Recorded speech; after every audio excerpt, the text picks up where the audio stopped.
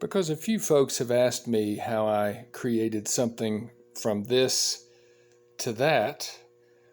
I'll walk you back in time to this past February, and Julie and I had gone to Asheville and we're visiting an artist's studio in the River Arts District, and they had something along the lines of this.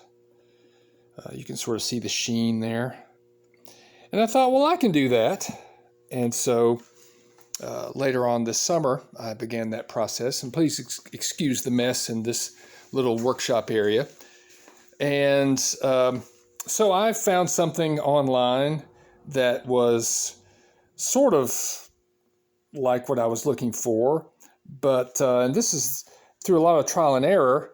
This is kind of what I came up with, and I didn't really like it. You can see the ripples. What the original instructions included were some handmade tissue paper, like we see here, really nice, imported from England for what it's worth. And I followed the directions, but you know, in true Ballard tradition, I changed the recipe. So it seemed like all of those directions were kind of fussy, pretentious, and I thought I can do better than that. So that's how I went from that to what's over there. And the way I did that is pressed some ferns. I've got some ferns in the backyard and pressed them in the good old Time Life. Remember Time Life?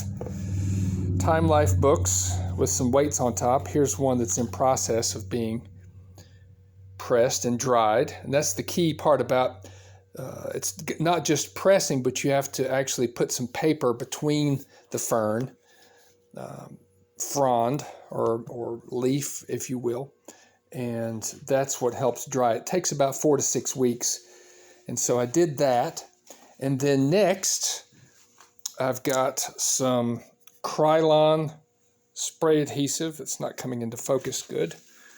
Krylon spray adhesive.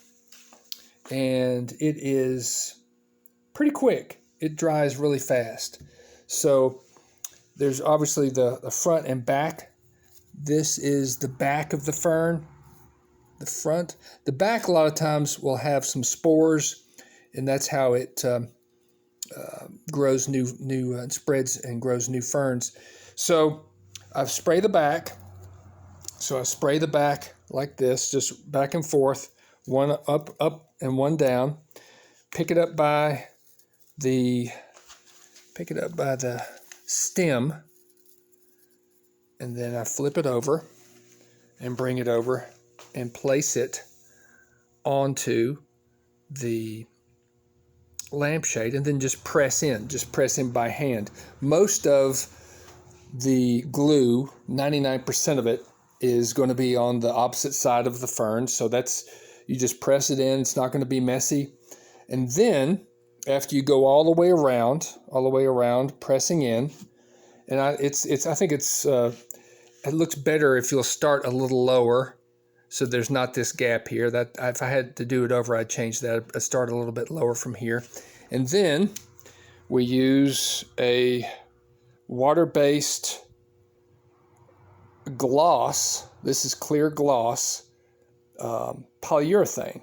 And so I just use a regular, nice, fine bristle brush, and I do the whole thing. I do the entire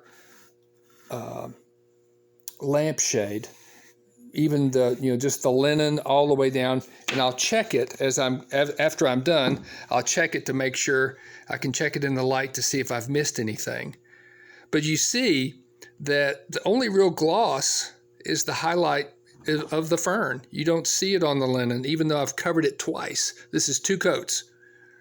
And then what I do is to dry it. I've got this little device that I made from some wire. Now hook that in there, and then I can hang it up. I can hang it up anywhere just to let it dry and air out. And you want to do that somewhere with a good circulation, good airflow, because it's not the greatest to breathe in. So even though it's water-based and all that good stuff. So as you can see, I wish that I could tell you that it took 37 very complicated steps to achieve this masterpiece, but it's really kind of simple.